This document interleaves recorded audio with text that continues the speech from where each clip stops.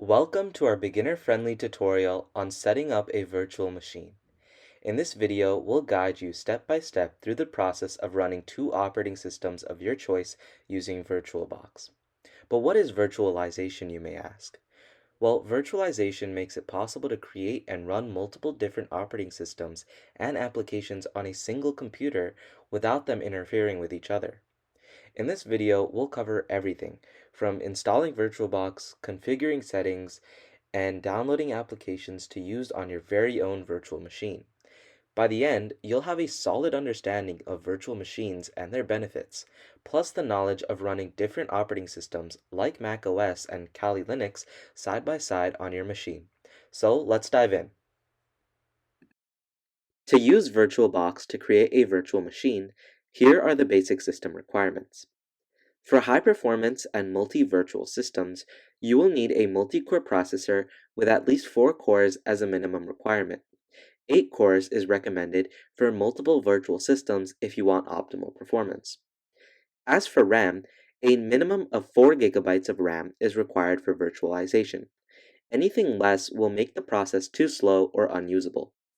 8 GB is recommended for running a single virtual machine at a time, though you may need more than 8 GB if you are trying to run more than a single virtual machine at the same time.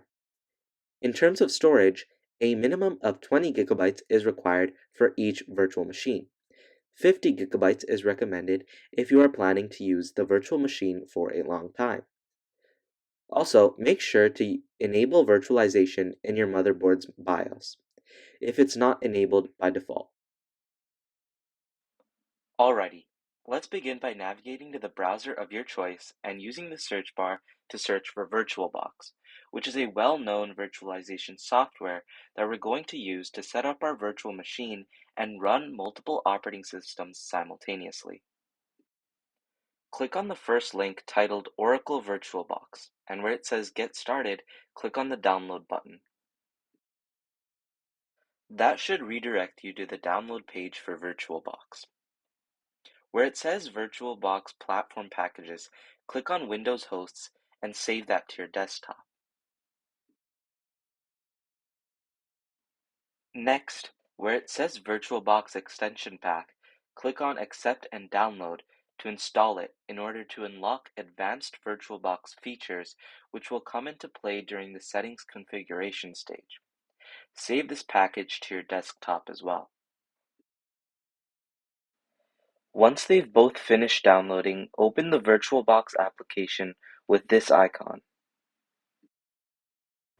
If you try to open VirtualBox and instead are met with this error message, don't fret. This is a common issue with most people who are new to virtualization. To work around this issue, all we have to do is navigate to the browser of your choice. In this case, we're going to be using Google Chrome. Once it's opened, head to the search bar and search for Microsoft's Visual C++ 2019 Redistributable Package Download. Then click on the first link by Microsoft Learn. It should redirect you to a page titled Microsoft Visual C++ Redistributable Latest Supported Downloads. Scroll down until you see a section titled Latest Microsoft Visual C++ Redistributable Version. Before you download any of the files, you need to check what your CPU's architecture is in order for the package to be compatible with your system. To do this, go to the Windows button at the bottom left of your taskbar and click on the Settings icon.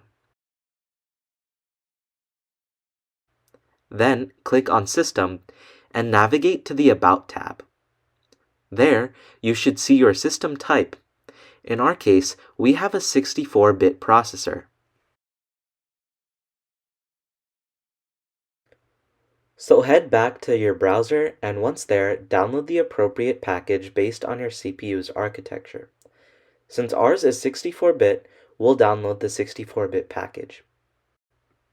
Once you've installed the file, open it from your browser. You should be met with this page. Read through the license terms, and then check off the I agree to the license terms and conditions. Then click on Install to download the package. Wait for the package to install. After the package is finished installing, your PC should restart. Then the VirtualBox application should open successfully without errors. You can finally move on to the next step. Okay, after you've downloaded the C++ redistributable package, once again open Oracle VirtualBox from your desktop. Once VirtualBox is opened, you'll be guided through a basic setup of the application. Just follow our lead. To begin, click the Next button on the bottom right. Skip over the custom setup by again clicking Next. This part doesn't really concern us, so just click Yes and Yes again, but feel free to read over the warnings and descriptions for the setup. On the custom setup page, leave all the options ticked and click Next once again. Here, click Install to begin the custom installation. Return once the setup wizard downloads VirtualBox version 7.1. Once the installation is complete, leave this box ticked and click Finish. After VirtualBox starts up, navigate to the extension pack you downloaded to your desktop with this icon and double-click it to open it. After it starts up, you should be met with this screen. Click on the Reinstall button. Next, it is recommended that you read through the VirtualBox license to understand their policies. After you've thoroughly read through it, click I agree at the bottom right. To see if you've successfully installed the extension pack, click on the hamburger button where it says Tools. Then click Extension. If you can see the extension pack downloaded with a check mark, you've done this step correctly and can move on. Next, navigate to the browser of your choice and search for macOS ISO. Then click on the top link by Internet Archive. Then scroll down and where it says Download Options, click on the drop-down button with the name ISO image. Download the first file titled bigsur_11.7.1.iso and save this to your desktop. Close out of your browser and return to your desktop. If you don't already have VirtualBox open, start it up, then click on the New button. Here, we'll create our virtual machine. Start by naming it whatever you want. For this tutorial, we'll call it Dual Boot. Next, where it says ISO image, click on the drop-down button and select Other. Select the ISO image we previously downloaded from our browser and click Open. Then click on the drop-down menu where it says Type and select macOS X. Next, click on Version and select macOS X 64-bit. Now under Hardware, we're going to have to allocate some amount of RAM and CPU cores to our virtual machine. For this tutorial, we want to allocate around 12 gigabytes of RAM. However, the virtual machine uses megabytes as standard units, so we'll have to calculate this ourselves. Head over to the bottom left of your desktop to the search bar and search for the calculator application. Click on it to open it. 1024 megabytes is equal to 1 gigabyte. So all we have to do is multiply 1024 megabytes by 12, which represents the amount of gigabytes we want. Hit equals to, and this is the amount of megabytes we want to use. Head back to your virtual machine, and where it says base memory, type in the amount of memory you calculated. Next, where it says processors, allocate around 6 cores to the virtual machine. Similarly, under hard disk, we're going to have to allocate some storage from your host computer to the virtual machine. We recommend that you first identify how much free space you currently have on your hard drive. To do this, navigate to the Files application from your desktop and double-click on it to open it. Find your hard drive, right-click on it, and scroll down to Properties, and there you should be able to see how much space you have left. After that, return to VirtualBox. And since we have a lot of free space, we decided to allocate around 80 gigabytes to our virtual machine. Once done, click Finish on the bottom right.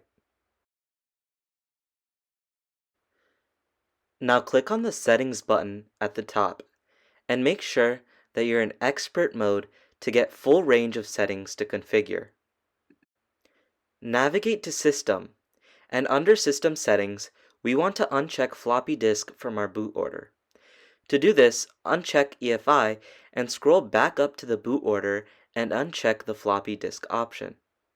Then once again, scroll down and enable EFI to lock the boot order settings from being changed. Now navigate to the display settings, and where it says video memory, turn that all the way up to 128 megabytes. Now scroll down to audio settings, and under network, we're going to set up another adapter for people who currently aren't connected via Ethernet like we are, and instead have Wi-Fi. This is so that VirtualBox uses Wi-Fi card instead of Ethernet. To do this, click on Adapter 2. Then enable Network Adapter, and where it says Attached to, click on the drop-down menu and select Bridged Adapter. Leave the rest of the network settings as is. Next, scroll even further down to USB, and switch from USB 2.0 to USB 3.0, which is the newest and allows for higher speed data transfer.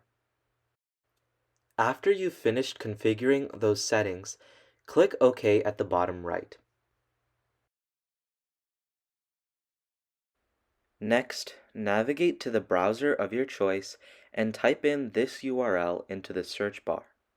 This will lead you to the commands required to convince macOS into believing it's being run on a Mac computer and not a Windows machine. The commands given on this document are specific to your processor. So if you're using an Intel processor, copy the commands here. However, if you're using an AMD processor, copy the commands here. Since our computer has an AMD processor, we'll copy the following code.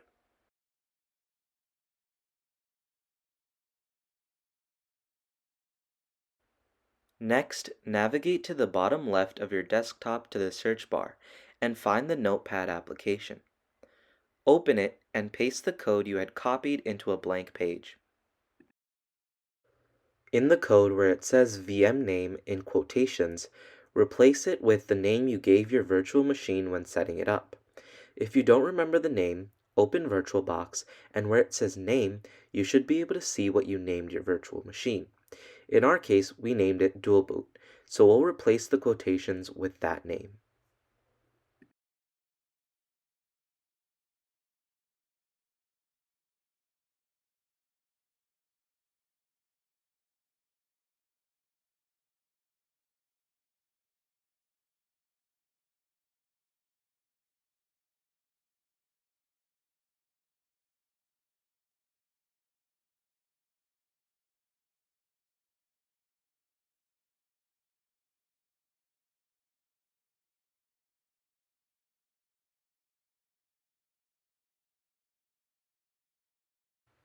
After you've finished replacing all the quotations with the actual name of your virtual machine, copy the code and close the Notepad application. Then navigate to the bottom left of your desktop again and use the search bar to open Command Prompt. Before you do though, right-click on the app and click on Run as Administrator. Paste the code you had copied and click Enter.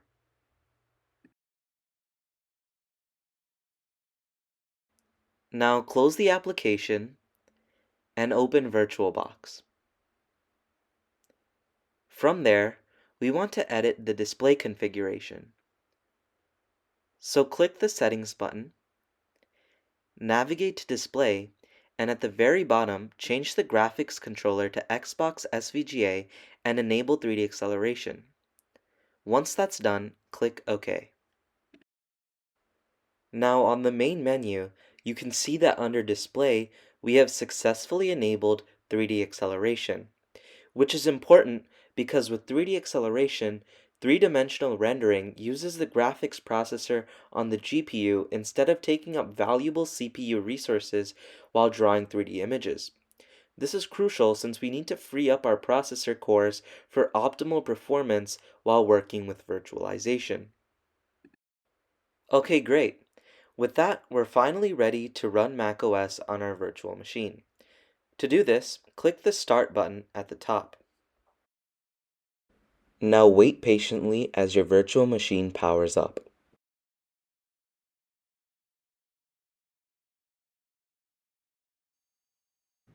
Once the operating system is finished powering up, you will have to configure some basic settings. To begin, you should be met with the following. Select the language you prefer. For this tutorial, we'll use English UK. Once selected, click on the little arrow icon on the bottom right. Now, in this new UI, navigate to Disk Utility and click Continue. Once loaded, navigate to the disk where you allocated the storage for the operating system.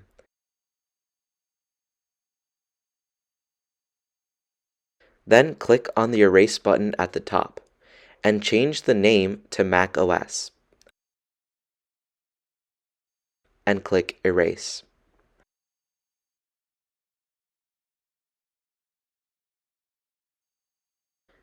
Now you can see that the disk is now ready to use and has the full amount of storage we allocated earlier available.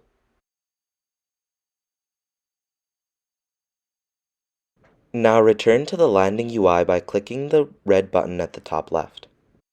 Finally, select Install macOS Big Sur and click Continue again.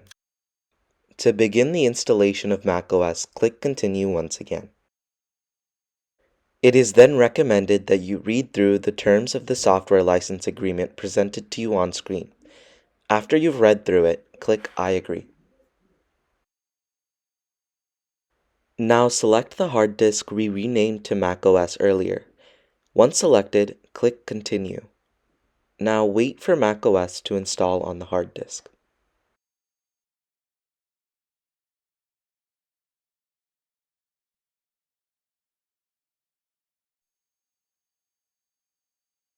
Once again, we'll have to configure some basic settings to set up macOS. Begin by selecting your country or region. Use the scroll wheel on your mouse or a trackpad if you have a laptop in order to navigate to the country you reside in. We'll select Canada as we live there. Once selected, click Continue. If you need to change the preferred language you selected earlier, do so now. If not, move on by clicking Continue once again. For now, skip over the accessibility settings as you can go back and configure them once the OS is set up. Click Not Now to continue. Click Continue once again. Once you've landed on the page titled Migration Assistant, click on the Not Now button at the bottom left of the window. You will then be asked to sign in with your Apple ID. For now, just click the Setup Later button at the bottom left. Then click Skip. Again, read through the terms and conditions, and once read, click I agree at the bottom right. Then click on Agree again. Now create a computer account so the settings you configured are saved. Start by typing in your name where it asks for your full name. Then select an account name which will be shown every time you want to log into your computer. And finally, select a secure password for your account.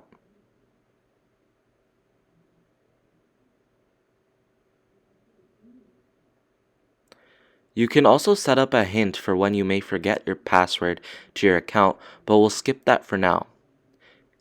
Click Continue to move on.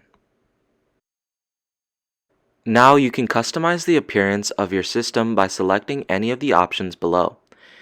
We'll go ahead and select dark mode since it's our preference. Feel free to select whichever mode you want. Then click Continue. Once you've finished configuring all your settings, you can play around with your operating system and test to check performance. If you're experiencing lags or are having really slow performance, you can always go back and allocate more RAM disk space, and cores to your system. We'll begin our test by navigating to the Safari application on your taskbar and typing in apple.com in your search bar. Click Enter. You can now observe your system's performance against Apple's website, which houses intensive graphics and complicated transitions. Next, just navigate to the top right of your window and click on the red button to exit and close out of Safari.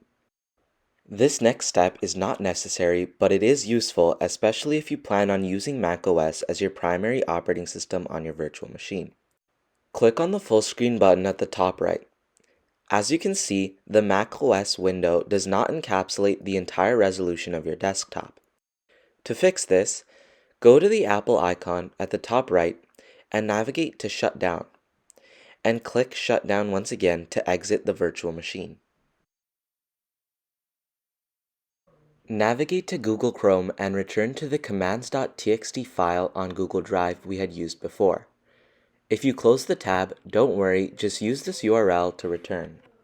If you scroll to the bottom of the document, you should see a divided section titled Increase Display Resolution and Memory. We'll be using the code under the section to fix the full screen issue. Start by navigating to the search bar at the bottom left of your screen, and where it says Command Prompt, right-click on it and then click Run as Administrator. Then return to the commands.txt file and copy this line of code. Paste it into the terminal application you opened, and where it says VM name, replace it with the actual name you gave your virtual machine. In this case, we named our virtual machine DualBoot, so we'll replace the VM name with DualBoot. And now click Enter. Then return to the commands.txt file again, but this time copy this line of code. Paste it into the terminal application you opened, and where it says VM name, replace it with the actual name you gave your virtual machine again. The code you are running in the terminal will manually change the display resolution to 920 by 1080 pixels and will also change the video memory to 256 megabytes. After you've successfully run the code, close out of the terminal application and open VirtualBox once again. There, you will see that under Display, the changes you made to the video memory can be seen. Now click the Start button at the top and wait for the virtual machine to power up again.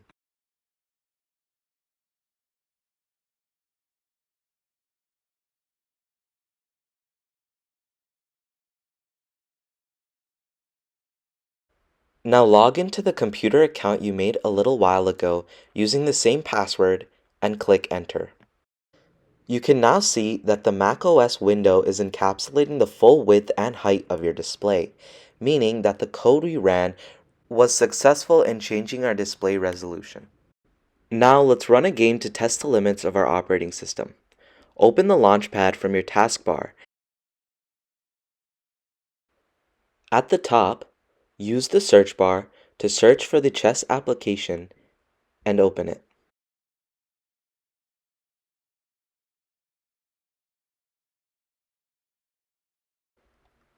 When playing the game, if you notice any further lag spikes or slow performance, feel free to allocate more resources from your host PC to your virtual machine. After you've run the application for a sufficient amount of time and have tested the operating system's capabilities, you can close out of the application. Congratulations! You've just successfully booted up an operating system using virtualization. Now let's do the same, but with Kali Linux.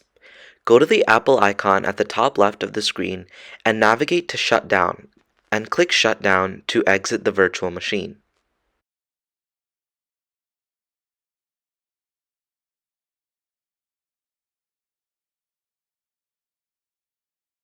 Okay, so now what you want to do is go ahead and open up Google Chrome. You're going to search up Kali Linux, and you're going to go to the first link, and then you're going to click Download. You're going to click on Installer Images, and then you're going to scroll down and click on 64-bit, and you're going to hit on the little download icon. Now you'll see in the top right it's going to start downloading and there's going to be a little icon. Once that's finished downloading, come back to the video. This is going to be for our dual boot system. Okay, so now that the file has been downloaded, we're going to go ahead and open up VirtualBox again, and then you're going to go down to the storage section. Here you're going to see something called optical drive. Click on that and then click choose a file. Now what you want to do is click on the Kali Linux ISO file and click open. And now you can see that the file has been replaced there from macOS to Kali Linux. Now what you're going to do is you're going to click on settings, and then you're going to scroll down to the storage section. You're going to click on controller SATA or controller data, and then click on the hard disk thing. Then you're going to click on create at the top, and then you're going to choose where you want to save your main drive for Kali Linux. So I chose my third drive, and then I'm going to rename it to whatever I want. For this example, I'm going to rename it to Kali_Linux_VM.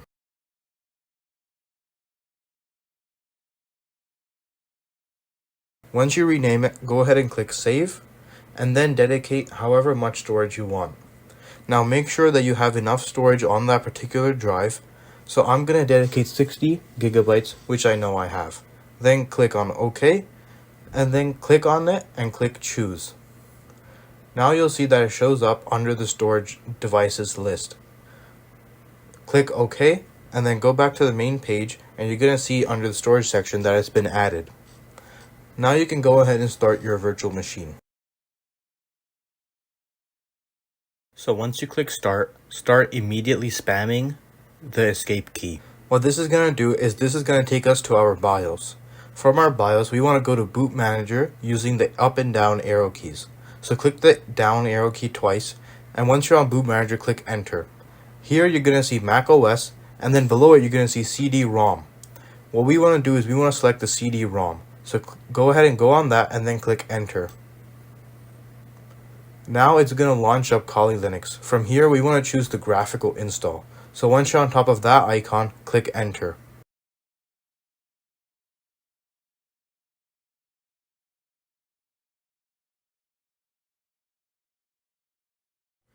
Now it's going to bring us to our Kali Linux setup page. So here it's going to first ask us to select a language. So for me, I'm going to choose British English or just regular English. So I'm going to click on English and then click continue in the bottom right. Now I'm going to select my country, which is Canada, then click continue. And now I'm going to choose my keyboard layout. So I could choose Canadian multilingual, but I'm going to choose British English and then click continue.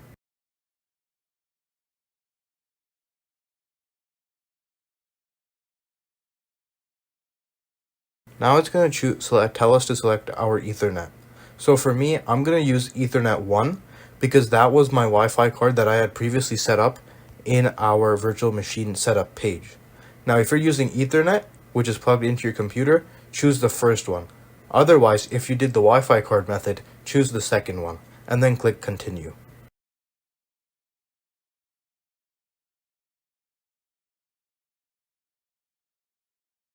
Now it's going to ask us to choose a host name. For this part, what we can do is we can select all of it and then just leave it as is, or just change it to whatever we want. So for my instance, I'm going to change it to Kali. Now it's going to ask us for a domain name. Here we just want to leave it completely empty. So take everything out of there and then just click continue. Now it's going to ask for our username or the name of our user. So for this, you can set it up to whatever you want. So I chose my own personal name, which is Harsh Patel. If you don't want it to be that, you can have it be something else. Now it's going to ask us to create a password. Make sure you choose a very safe and secure password that no one would be able to guess.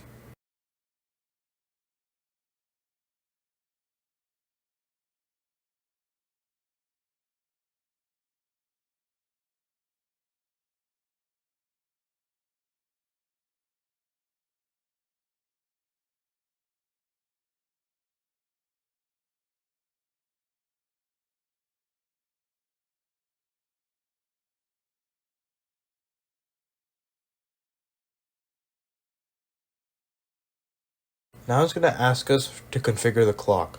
So basically what this means is choosing your time zone. So for me, I'm going to choose Eastern.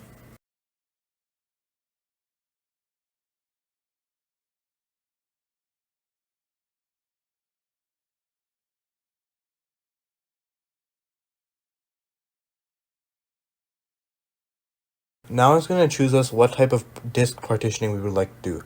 So go ahead and select the option that says guided use entire disk. So click on that and then click continue.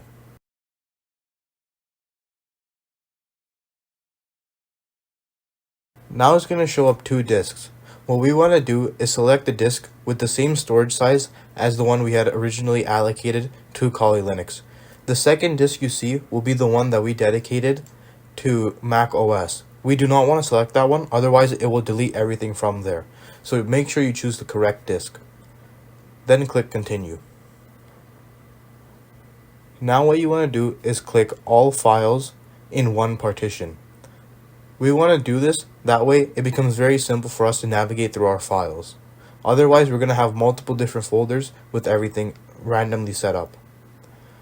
Click continue and then click on finish partitioning and write changes to disk.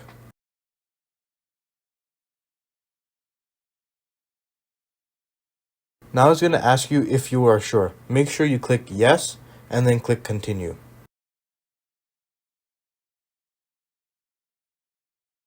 Now it's going to start installing the base system. This can take a long time, so just wait for it to finish and then come back to the video. Now it's going to ask us to do some software selection. For our system, we're going to choose the GNOME system.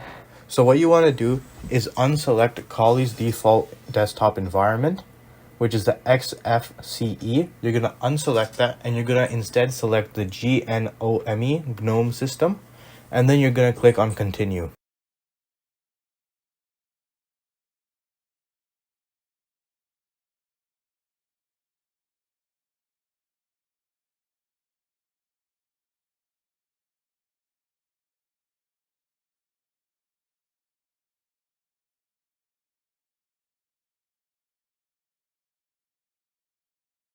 Now you can see that the installation is complete.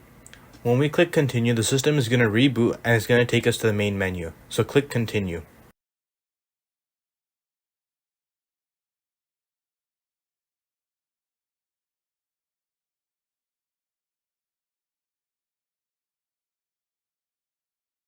Now the system is rebooting and soon it's going to show us the Kali page. This is the startup page. From here, we're going to select Kali GNU Linux and click enter.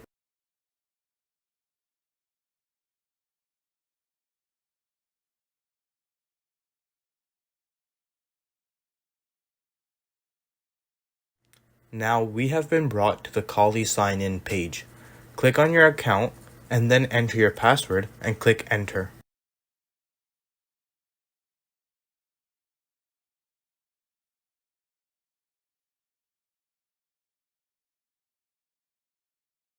Now we're on the home page. What you want to do is click on the little grid icon, and then you can see the wide range of apps that we have available.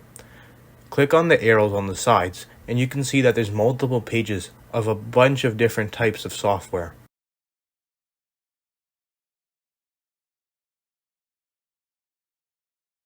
Now, if we go back to our home page, and then we go up to the top right, you will see three icons. Click on that, and it will bring you to an entire menu. Here you can select your power modes type, whether or not you would like to have the dark style activated, and whether or not you would like to have a nighttime tint.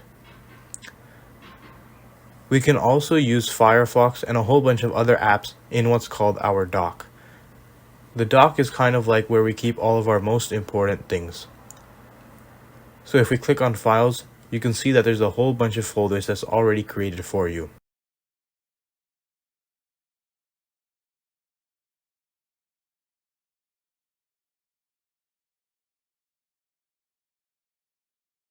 Now if we head back to our desktop, we can right click and there's a whole bunch of different things. What we want to do is go to display settings. From here you can see that you can change a bunch of stuff, including our resolution. Currently we're limited to 800 by 600. What we want to select is the resolution of our monitor and then the refresh rate of our monitor, and click apply. Now you can keep these changes if it seems correct, otherwise you might want to go back and change it. Now, however, you can see that it goes from side to side and that it takes up the full screen of our monitor. You can also change a lot of other sources here, such as our output and our input for audio, and a whole bunch of other stuff.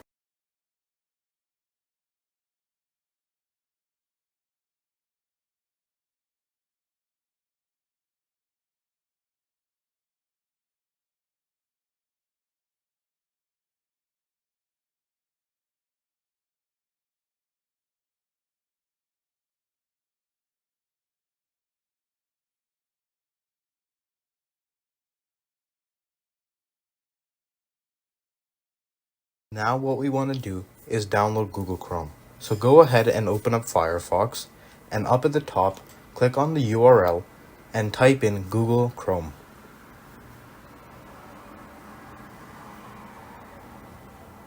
Now go to the Google Chrome download link and click on it, and then click Download Chrome. From here, select 64-bit for Debian/Ubuntu, and then click Accept and Install. Now, on the top right-hand side, you will see that it starts downloading with a little progress bar. Once that's done, come back to the video.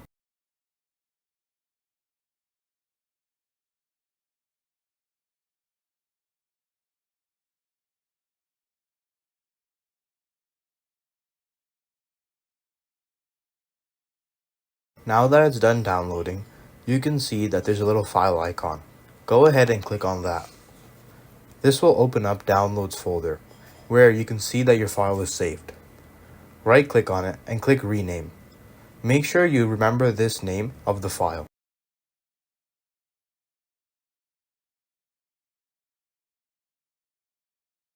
Now what you want to do is you want to open up the terminal. This is where we are going to download it. So type in cd and then downloads and then /. Hit enter. And now you're going to enter the download section. Now what you want to do is type ls, and it will list out Google Chrome and whatever other folders you have in the downloads folder. Now what you want to do is type in sudo space chmod space +x and then the name of the Google Chrome download file.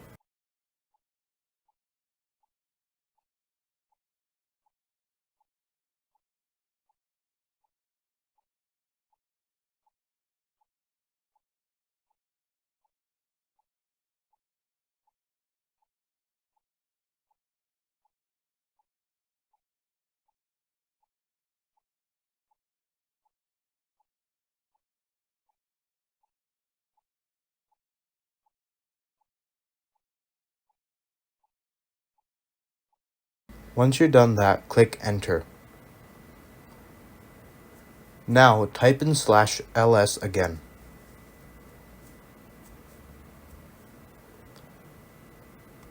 Here you will see that it has now become green, and that's a good sign, because that means that we can now download it.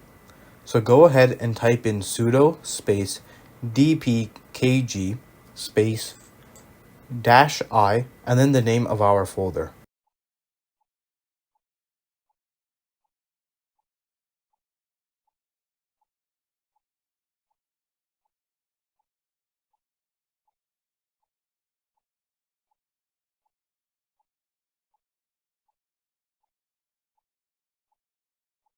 You can see here that I spelled it incorrectly. So I'm just going to go back and fix the file name.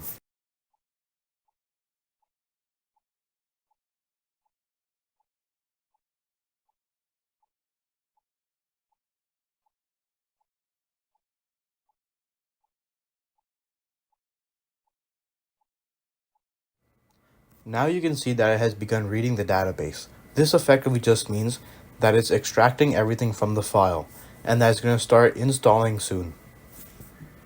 Wait for this to finish and then come back to the video.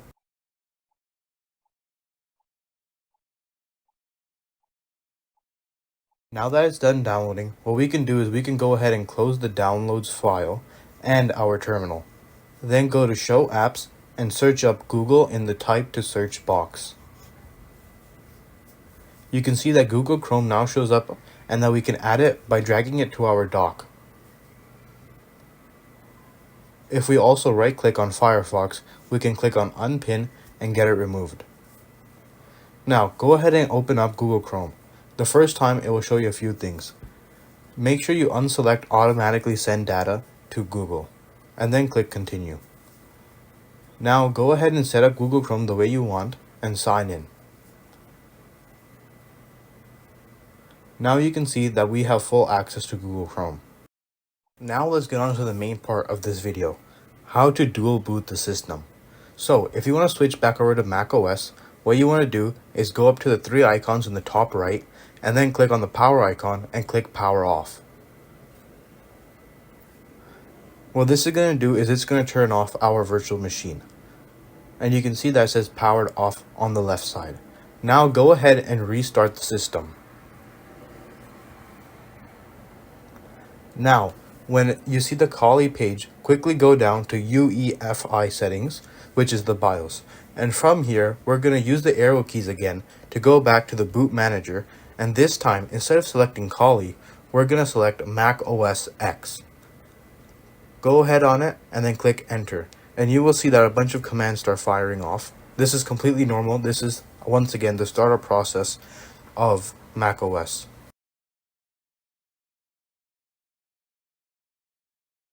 You can now once again see that we are back at the login page for macOS. Enter your password and then hit the enter key.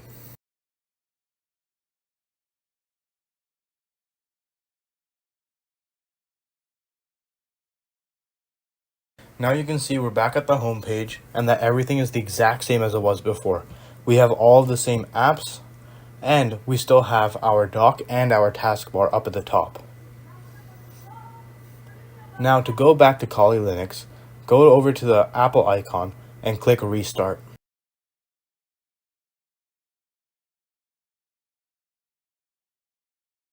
Now when we enter the Kali boot menu, instead of going down to UEFI, we're just going to go back into Kali GNU/Linux.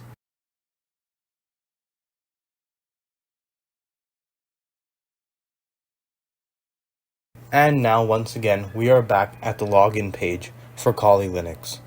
That is how you dual boot the system. To switch between OSs, at the beginning of the thing, when we see the Kali boot menu, we either want to go down to the UEFI settings or just directly into Kali Linux. Now what we want to do is we want to go ahead and install VLC. So to install an app in Kali Linux, we're going to need to open the terminal. And then we're going to type in sudo apt install and then VLC. Now you're going to have to enter your password, so do that for your specific account.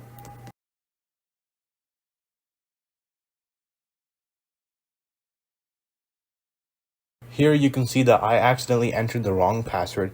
It's going to ask me to do it again. So if you do that, just put in the correct password, and then you'll see that it starts downloading. This can take a few minutes, obviously, so once it's done, come back to the video. Now that it's done downloading, what we can do is we can type in VLC and then hit enter, and this will open up the VLC app. Alternatively, what you can do is you can go down to the three icons where we opened it up before for the app menu and go to the type to search and search up VLC.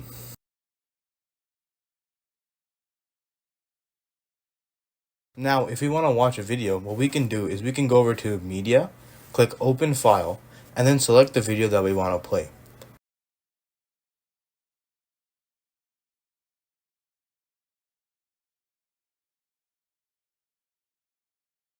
And you can see that this is the full VLC. It has the timeline. You can also go ahead and skip and jump to certain parts where we want to watch the video. We also, if we go back to the three icons in the top right, can change our volume.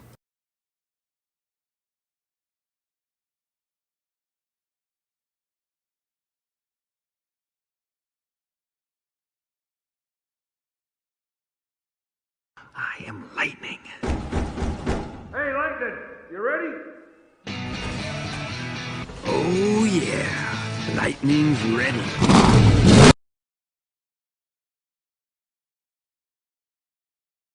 And that brings us to the end of our video. Now, obviously, there's many more apps that you can use inside of Kali Linux. Kali is one of the special OSs which comes with a lot of useful apps. However, these apps are oftentimes for professionals who like to do ethical hacking. If you want to learn more about these type of stuff, go onto YouTube and search up videos for Kali Linux.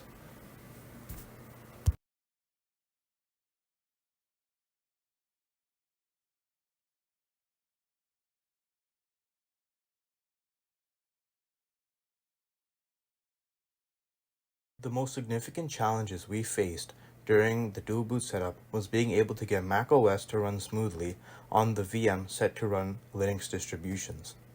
Because the hypervisors such as VirtualBox translates the base code of the secondary OS into code that the host OS is able to execute, sometimes when you run two different OS on the same virtual machine, you have difficulty with certain features not working due to the hypervisor sending the wrong code to the host OS.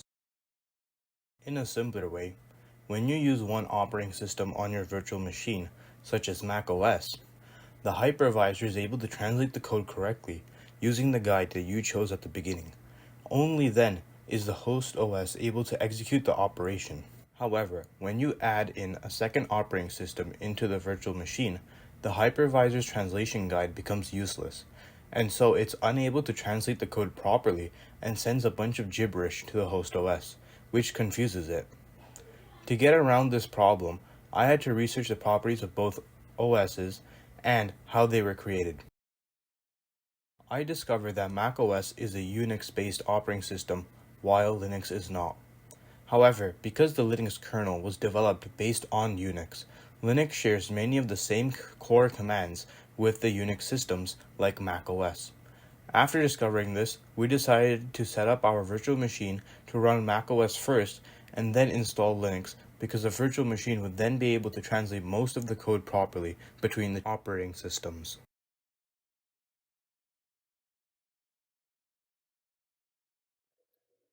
While setting up my virtual machine using VirtualBox, we encountered numerous issues that oftentimes were not covered within the instructions.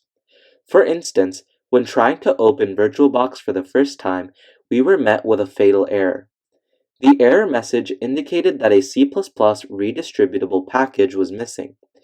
This issue was unexpected and not mentioned in the lab instructions, leaving us unsure of how to proceed. Although, we decided to conduct some independent research of the error online and discovered that VirtualBox relies on certain Microsoft Visual C++ redistributable packages to function properly. These packages are essential for various runtime components. After visiting the official Microsoft website, we downloaded and installed the latest version of the C++ redistributable package.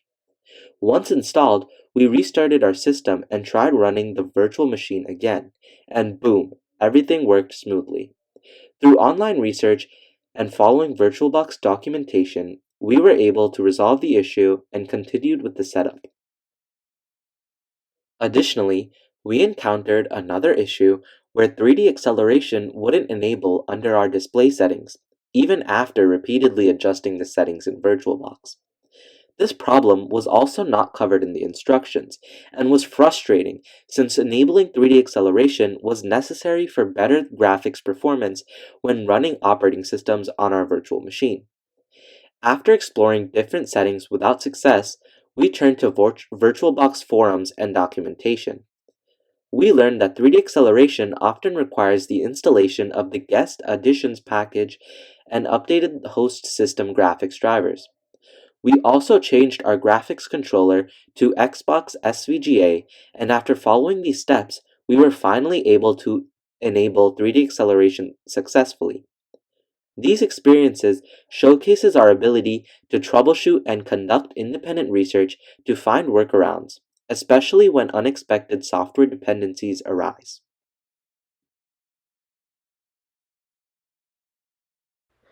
When setting up our dual boot system, we carefully considered the system requirements for both operating systems through independent research.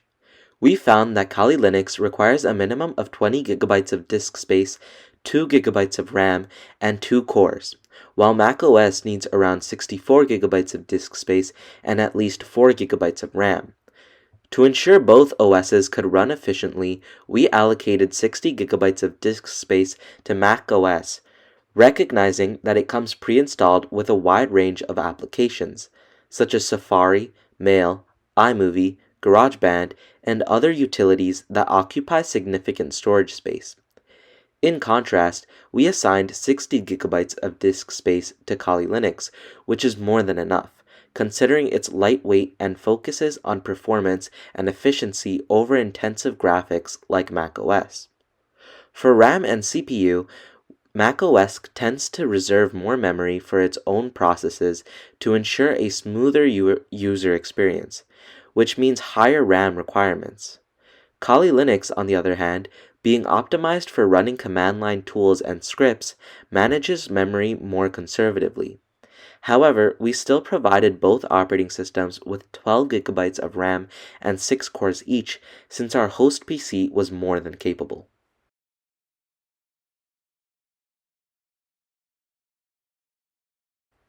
Running two operating systems on the same virtual machine had a noticeable impact on system performance, primarily due to the way resources had to be shared between the host and guest environments.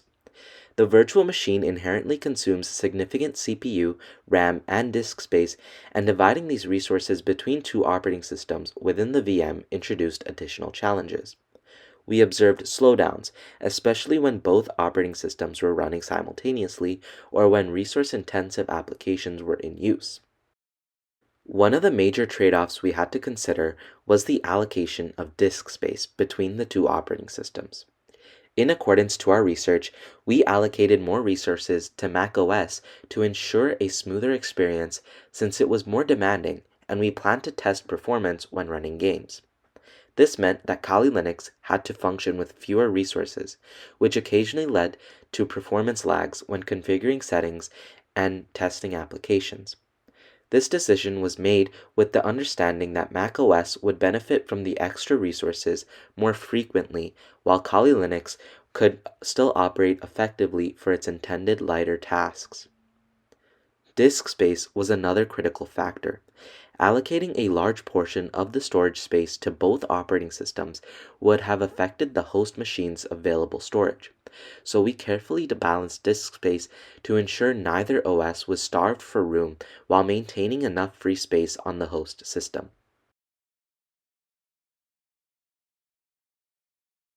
Setting up a dual boot on a physical machine is much different than on a virtual machine, because on a virtual machine you can download the ISO files directly to the host OS and then use the hypervisor to read the file and install the two operating systems. However, on a physical machine, you need to use something like Banana Etcher or Rufus to read the ISO files and then put them on a USB. You then have to use the USB to download the operating systems onto the physical machine, and of course, there is no need for a host operating system. If I was to apply this in the real-world environment, I would choose the physical machine way, because when the operating system is able to directly control the resource management of the computer, it is able to run a lot smoother and with a lot less bugs. Additionally, when we don't have a host operating system, we don't need to allocate resources to a redundant operating system.